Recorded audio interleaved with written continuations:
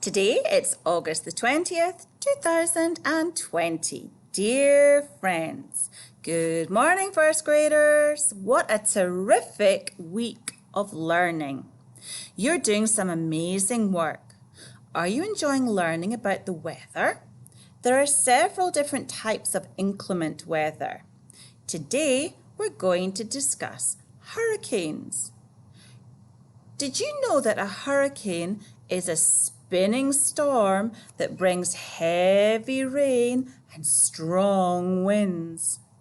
Most hurricanes happen at this time of year. The season lasts from June to November. Hurricane winds can be harmful.